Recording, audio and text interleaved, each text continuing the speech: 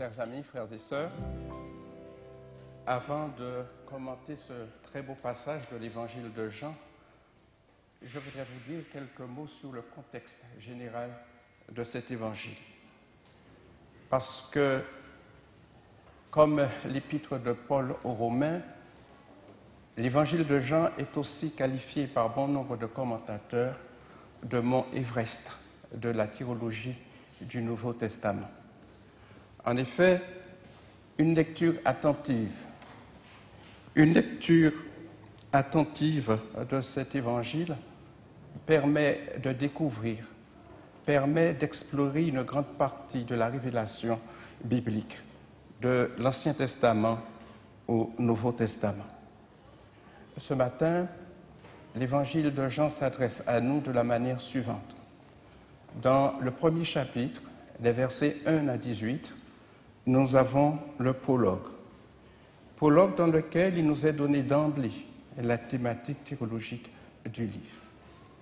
Dans un deuxième temps, toujours dans ce chapitre premier, les versets 19 jusqu'au chapitre 12, verset 50,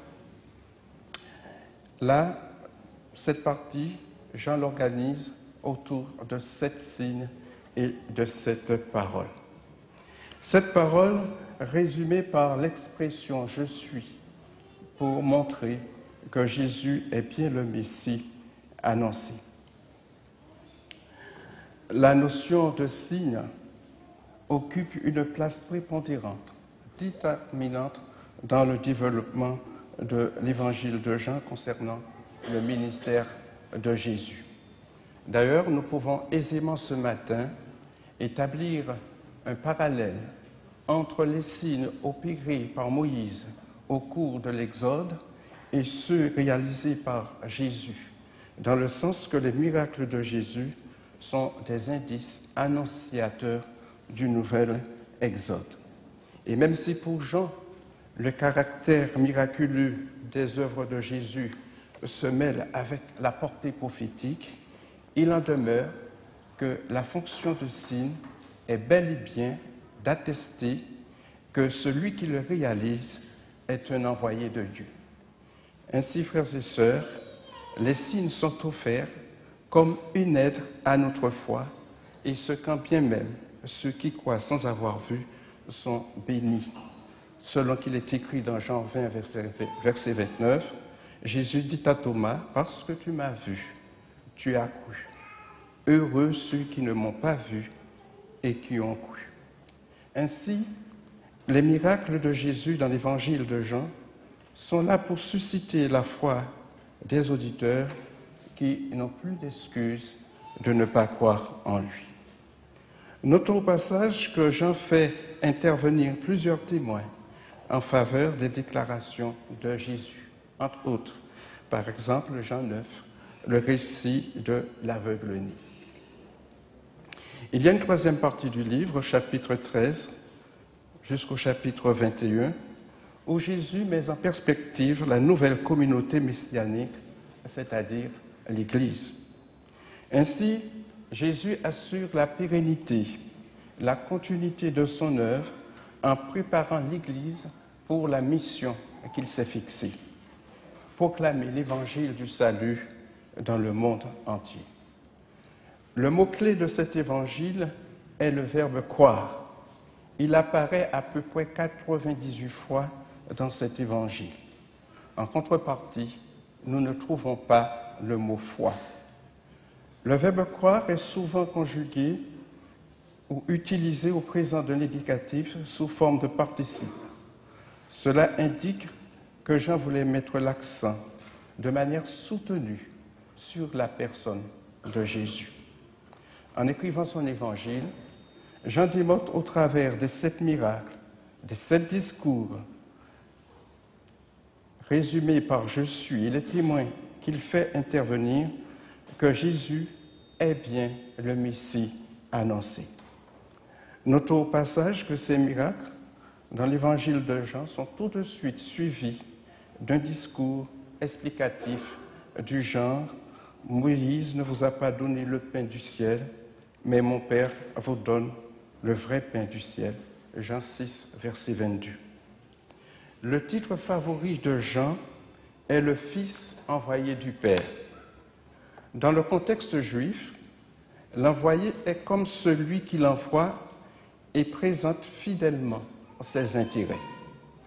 Jean s'appuie aussi sur plusieurs épisodes de l'Ancien Testament pour atteindre son objectif. Jésus, pain descendu du ciel, rappelle la manne dans le désert. Jésus, lumière du monde, fait référence à la colonne de feu ou encore au chandelier, à cette branche du tabernacle. Jésus, eau du ciel qui désaltère, fait penser à l'eau jaillissant du rocher à Horeb. Les trois arguments de Jean, miracle, discours, témoin, font ressortir progressivement deux sortes de réponses des auditeurs de Jésus. La foi ou l'incrédulité. Il y a une majorité d'incrédules. Cette incrédulité a atteint son paroxysme dans la partie consacrée à la passion de Jésus. Par exemple, dans Jean 19, verset 12, par chantage, les Juifs dirent à Pilate, « Si tu ne fais pas mourir Jésus, tu n'es pas ami de César. » Quant à la foi des disciples, elle est évidente dans le récit de la résurrection. Jean 20, verset 8. Ils virent et crurent. Et c'est ici l'objectif voulu par Jean, nous emmener à croire en Jésus, venu de Dieu pour nous réconcilier avec le Père.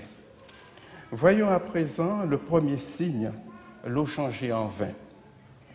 J'aimerais faire quelques remarques à propos de ce premier signe qui est intervenu alors que Jésus était en train de bâtir, de constituer son équipe de disciples. La première remarque, c'est un signe qui s'est accompli dans l'intimité pour les disciples.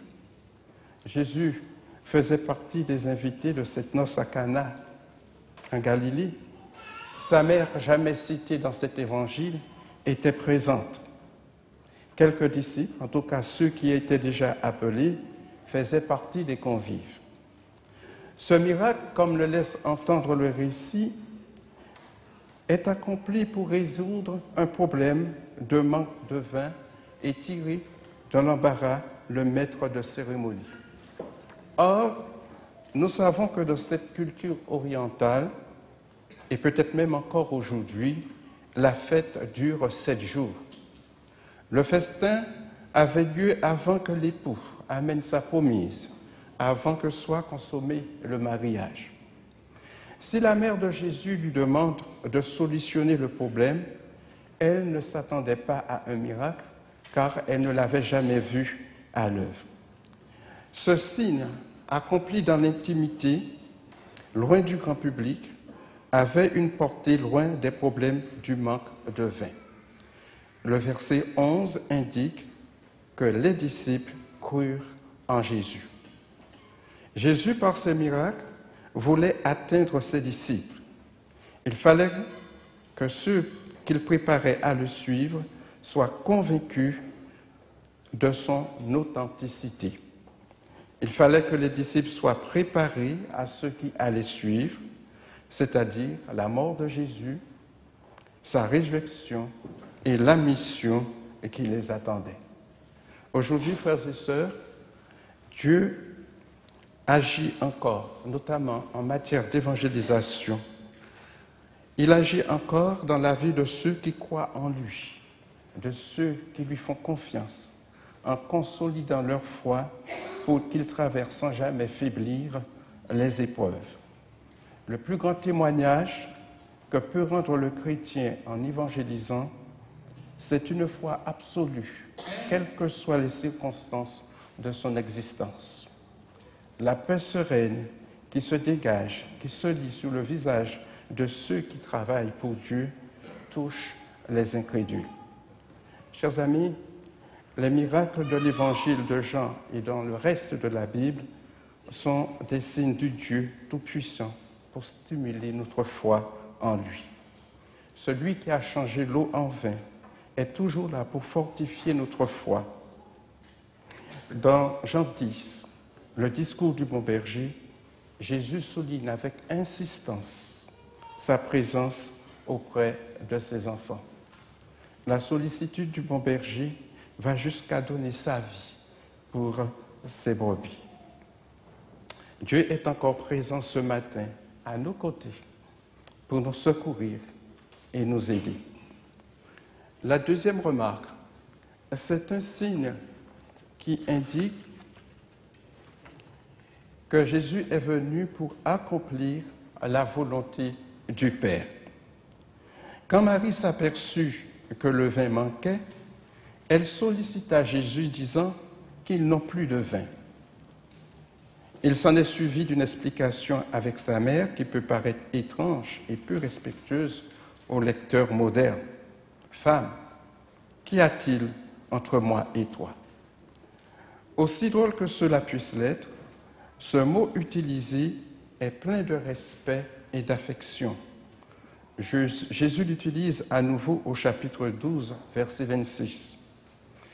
Il s'agit d'une expression courante à l'époque, soulignant une différence de point de vue. À ce sujet, voici ce qu'écrit Ellen White dans le livre Jésus-Christ à la page 129. Cette réponse, qui peut nous paraître rude, n'exprimait ni froideur, ni manque de courtoisie. Le langage que le Sauveur tint à sa mère était parfaitement en accord avec les coutumes orientales. On se servait des mêmes expressions pour s'adresser à des personnes auxquelles on témoignait le plus grand respect. Tous les actes de la vie terrestre du Christ ont d'ailleurs été en harmonie avec le précepte qu'il avait donné lui-même. Honore ton père et ta mère.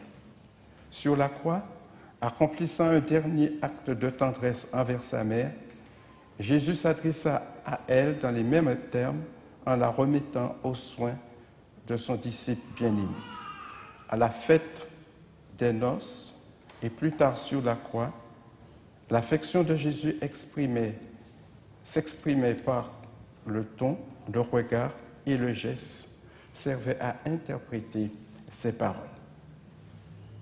Frères et sœurs, si pour Marie, le manque de vin était un souci, il ne l'était pas pour Jésus.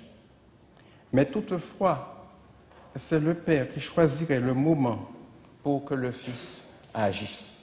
« Mon heure n'est pas venue », lui répondit Jésus. Dans cet évangile, cette expression est répétée 5 fois.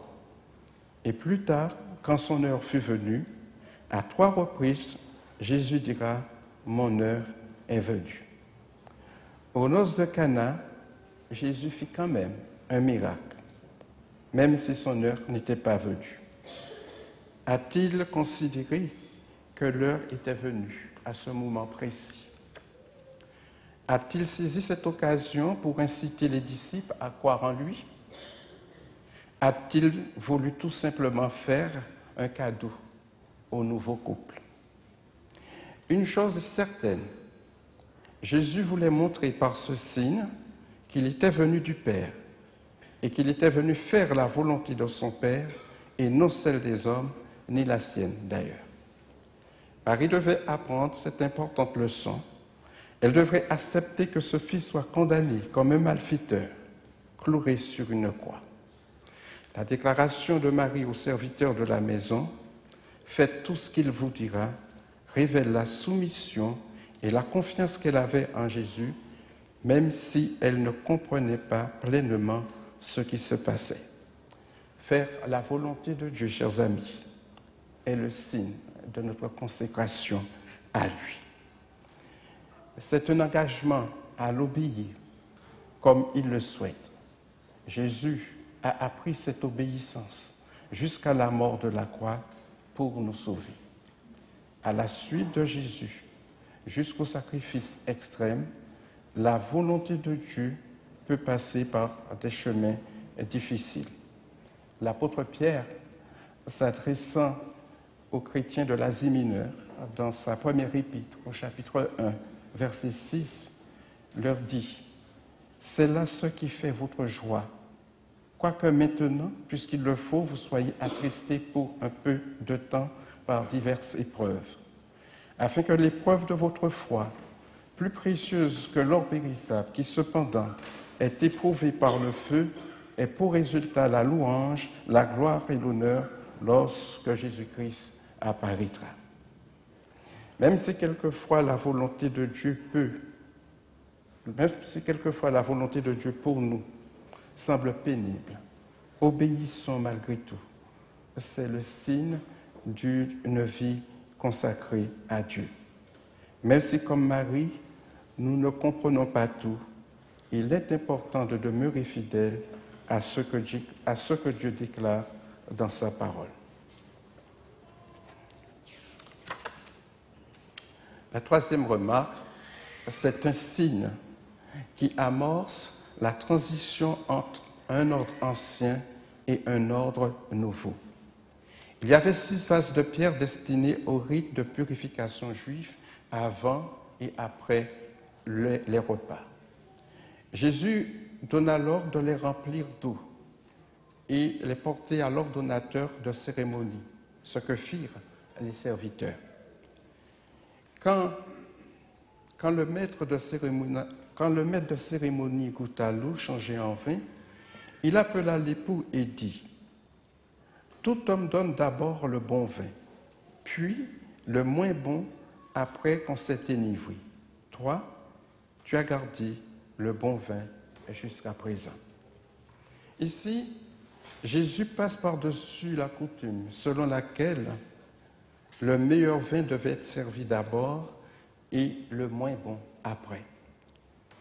Par ce signe, Jésus inaugure la venue d'un ordre nouveau. Le meilleur prend place du moins bon. Ce meilleur, c'est Jésus lui-même. Jésus est l'accomplissement des prophéties de l'Ancien Testament. Jésus était annoncé au travers des rites annoncés par Moïse. Il est la grâce de Dieu annoncée dans l'Ancien Testament. Jésus est l'accomplissement de la loi dont soupirait le prophète. Ce miracle de l'eau changée en vin présente Jésus comme celui qui devait venir du Père. C'est la raison pour laquelle il déclare dans l'Évangile de Jean : « Je suis le chemin, je suis la vie, je suis la vérité. » Tout l'Ancien Testament annonce cette venue. Jésus est venu de Dieu. Jésus venu de Dieu pour nous secourir et nous placer sur le chemin de Dieu. Ce chemin est une relation retrouvée avec notre Créateur qui nous a façonnés à son image. Cette relation est devenue possible grâce à Jésus mort et ressuscité pour le pardon de nos péchés. Le péché, chers amis, est le mal le plus terrible de l'humanité. Il est la racine de tous les maux de notre société. Violence, mensonge, meurtre, manque de considération les uns pour les autres, le manque d'amour, le rejet de l'autre. Si notre société avait un brin d'humilité pour reconnaître son besoin de Dieu, et si elle se tournait vers Jésus qui est venu présenter la grâce de Dieu, elle se porterait mieux.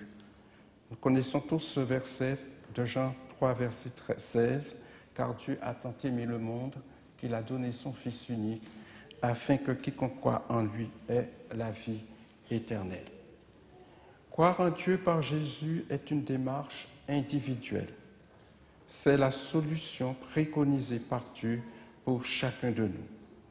Nous pouvons aujourd'hui connaître Dieu, être en relation intime avec lui uniquement par Jésus mort et ressuscité. C'est pour cela, dans son discours, Jésus est exclusif. Je suis le chemin, je suis la vie, je suis la vérité, je suis le pain de vie descendu du ciel. Ces déclarations sont exclusives, mais c'est le chemin de Dieu. Ce n'est pas un chemin inventé par les hommes, par l'imagination humaine. C'est Dieu lui-même qui apporte la solution. Quatrième remarque, c'est un signe qui manifeste la gloire de Jésus. Le texte dit que ce miracle a été accompli pour manifester la gloire de Jésus qui est plus grand que tous ceux qui le préfiguraient, y compris Moïse, le grand législateur. Ce miracle contraste avec celui de Moïse qui changea l'eau en sang comme signe du jugement de Dieu. Jésus, par cette transformation de l'eau changée en vin, indique qu'il est venu apporter la joie et non le jugement. Ainsi, tout se focalise sur la personne de Jésus en tant que parole de Dieu faite chair. Ce miracle de la transfiguration de l'eau changée en vin le prouve pleinement. Il met en perspective le cœur du ministère de Jésus, c'est-à-dire transformer de vie, y mettre la joie, la paix, l'espérance. N'est-ce pas ce dont nous avons le plus besoin aujourd'hui? N'avons-nous pas besoin de paix, d'espérance et de joie? L'apôtre Paul déclare dans 2 Corinthiens 5, verset 17, « Si quelqu'un est en Christ, il est une nouvelle créature, les choses anciennes sont passées, voici, toutes choses sont devenues nouvelles. » Transformer des vies, y mettre sa présence pour l'éternité, c'est la gloire de Jésus. Cette gloire, il veut nous la communiquer. Sachons ouvrir nos cœurs, laissons tomber nos préjugés pour recevoir Jésus et vivre pour lui et avec lui. Tel est le désir de Dieu pour chacun de nous ce matin.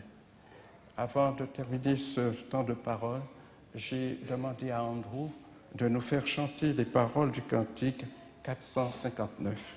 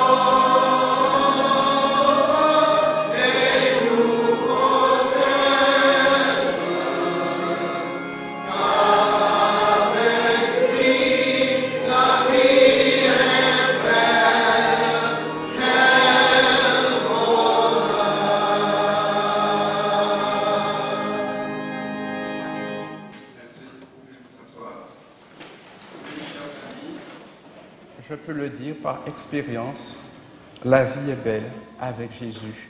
C'est le bonheur. Le verset 11 de notre texte se termine ainsi. Tel fut à Cana, en Galilée, le premier miracle que fit Jésus. Il manifesta sa gloire et ses disciples crurent en lui. Puissions-nous, comme les disciples, croire en Jésus, Sauveur et Seigneur, venu de Dieu pour chacun de nous. C'est ma prière à chacun de vous ce matin. Amen.